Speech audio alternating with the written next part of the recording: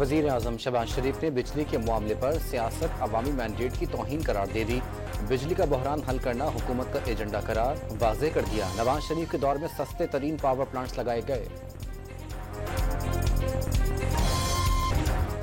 धरना सियासत नहीं, लोगों के दिलों की आवाज़ है। हाफिज नईम का रावलपिंडी धरने से टेलीफोनिक खिताब। कराची का मौखिर धरना भी कल से शुरू करने का ऐलान। तेहरान में इसराइली हमले में शहीद हमास रहनुमा इस्माइल हनिया की दोहा में तदफीन। इंतकाम जरूर लेंगे, तरीक़ेकार का जायजा लिया जा रहा है। ईरानी फौज के सरबराह मेजर जनरल मोहम्मद हुसैन बाकरी का ऐलान। पाकिस्तान भर में इस्माइल हनिया की गैबाना नमाज जनाजा की अदायगी। पार्लियामेंट हाउस में वज़ीर आज़म शहबाज शरीफ, इत्तेहादी जमातों के कायदीन, अपोजिशन रहनुमाओं और वज़रा समेत बड़ी तादाद में अरकान पार्लियामेंट ने भी नमाज जनाजा की अदायगी की। अहम इमारतों पर कौमी परचम सरनिगू रहा। पंजाब में मानसून बारिशों के दौरान मुख्तलिफ हादसात में 6 अफराद जाँ बहक। राजनपुर में कोह सुलेमान पर सैलाबी रेलों से आबादी का इनखला।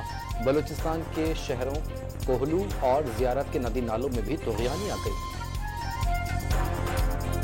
कराची के मुख्तलिफ इलाकों में कहीं तेज कहीं हल्की बारिश। शार फैसल समेत मुख्तलिफ सड़कों पर पानी जमा होने से ट्रैफिक जैम।